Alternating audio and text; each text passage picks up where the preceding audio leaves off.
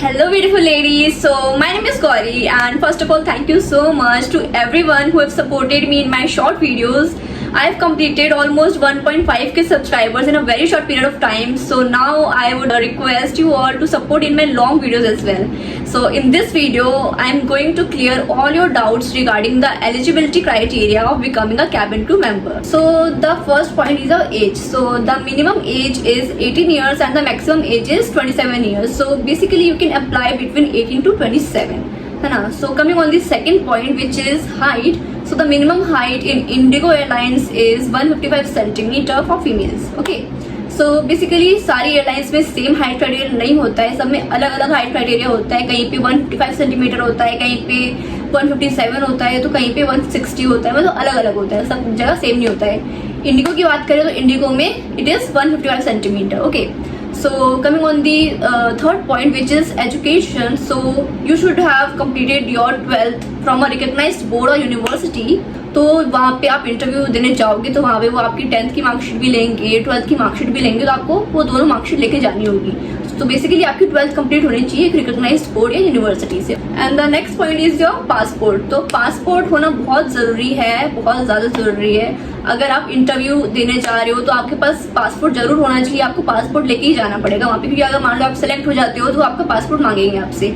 और by chance अगर आपका इंटरव्यू कल है और आपके पास अभी तक पासपोर्ट नहीं है, आपने नहीं बनवाया है, तो कोई बात नहीं, आप इंटरव्यू देने जाओ.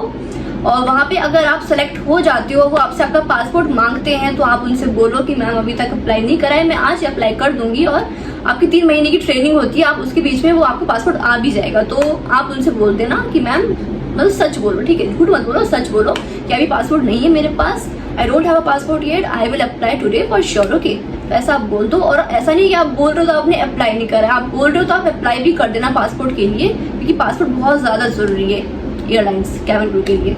Next point is institute. Best institute कौन सी है? मतलब मेरे को बहुत क्वेश्चन पूछा जाता है ये कि कौन सी इंस्टीट्यूट ज्वाइन करें, हम इंस्टीट्यूट ज्वाइन करें कि नहीं करें, बेस्ट इंस्टीट्यूट कौन सी है. तो मैं आपको ये बता रही हूँ कि प्लीज़ अपने पैसे वेस्ट मत करो, क्योंकि इंस्टीट्यूट बिल्कुल भी जरूरी नहीं है, सिर्फ पैसे वेस्ट होता है, बिल्कुल भी नीड नहीं इंस्टीट्यूट की. लाइक मोस्टली जो कैबिन क्रू है वो बिना इंस्टीट्यूट के ही कैबिन क्रू बनी है. सबके पास पैसे नहीं होते कि वो इंस्टीट्यूट ज्वाइन कर पाए. तो मैंने देखा है कि जितने भी कैबिन क्रू है उसमें से मोस्टली कैबिन क्रू बिना इंस्टीट्यूट के ही कैबिन क्रू बनी है. तो मैं यही बोलूँगी कि आप पैसे वेस्ट मत करो अपने. यूट्यूब है आपके पास, यूट्यूब गूगल सबके पास होता है, आप उस पर क्वेश्चंस देखो क्या क्वेश्चंस पूछे जाते हैं. अगर आप क्वेश्चंस भी चाहते हो तो मेरे पास क्वेश्चंस हैं, मैंने इंटरव्यूज दिए हैं, तो मुझे ऑब्वियसली क्वेश्चंस पता है क्या क्या क्वेश्चंस पूछे जाते हैं. तो अगर आप चाहते हो मैं उसकी भी एक स्पेसिफिक वीडियो बनाऊँ क्वेश्चंस की, तो please let me know in the comments below कि आपको क्वेश्चंस की वीडियो चाहिए कि नहीं चाहिए. तो उस बेसिस में फिर मैं क्वेश्चन से रिलेटेड भी वीडियो डालूंगी, है ना, जिसमें मैं सारे क्वेश्चंस क्लियर कर दूंगी, सारे क्वेश्चंस कवर कर दूंगी कि कौन कौन से क्वेश्चंस किस टाइप के क्वेश्चंस पूछे जाते हैं इंटरव्यू में. तो माय पॉइंट इज कि इंस्टीट्यूट ज्वाइन मत करो, पैसे वेस्ट मत करो घर वालों के, क्योंकि मान लो आपका इंटरव्यू क्रैक हो जाता है तो आपको ट्रेनिंग दी जाएगी और उस ट्रेनिंग में वही सब सिखाया जाएगा जो आपको इंस्टीट्यूट में सिखाया जाएगा. तो आप क्यों पैसे वेस्ट करो इंस्टीट्यूट के लिए?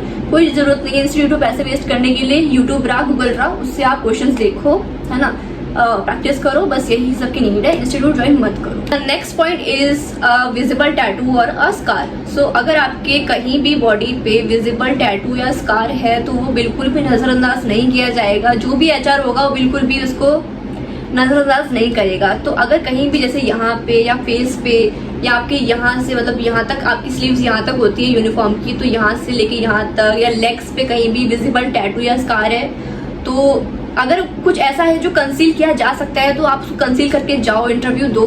अगर बहुत ज़्यादा विजिबल टैटू या स्कार है जो कंसील नहीं हो सकता है तो फिर कोई मतलब नहीं है जाने का, क्योंकि वो नहीं लिया जाएगा वैसे में. क्योंकि मैं अपना एक्सपीरियंस बता रही हूँ, मैं इंटरव्यू देने गई थी एक बार, तो वहाँ पे फर्स्ट राउंड हुआ हमारा, है ना.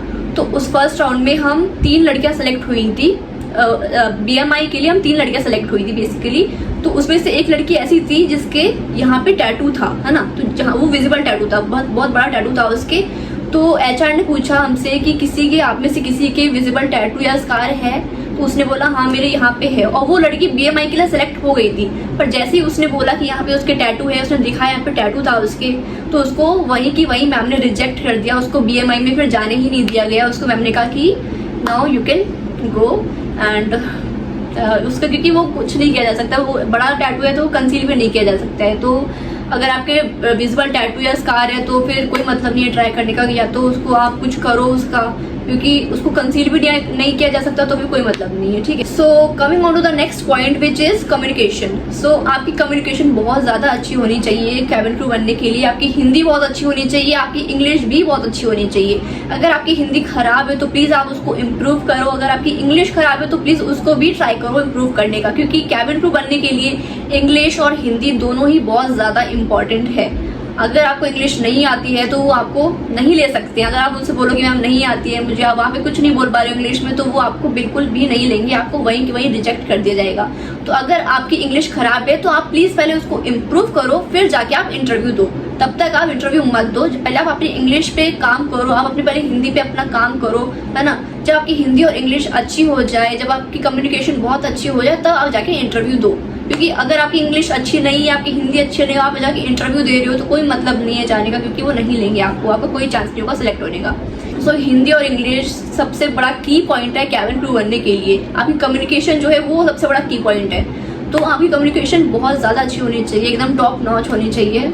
तो प्लीज़ कम्युनिकेशन पे वर्क करें। अगर आप चाहते हो कि मैं उसके लिए भी एक स्पेसिफिक वीडियो बनाऊं कि कम्युनिकेशन अपनी कैसे ठीक करी जाए, अपनी इंग्लिश कैसे इम्प्रूव करी जाए, तो अगर आप चाहते हो मैं उसके ऊपर वीडियो बनाऊं, so please let me know in the comments. So now I am going to tell you that which documents you are supposed to carry when you are going for the interview. So the first one is your updated resume, which is the most important thing you have to carry, and the second one is your identification certificate, that can be PAN card or Aadhaar card, and the third one is your 12th mark sheet from a recognized board or university, which is a most important thing you have to carry. And you are also supposed to carry your passport size photo and a full length photo as well, which should be in formals.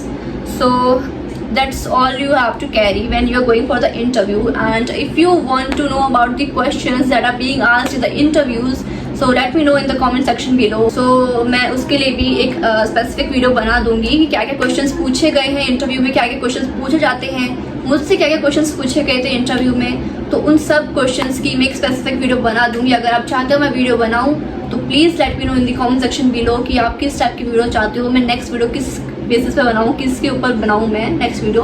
तो please आप मुझे बताना, और please मुझे support करो long videos में भी, जैसे आप मुझे शॉर्ट वीडियोस में सपोर्ट कर रहे थे। So thanks for watching, bye bye, love you all.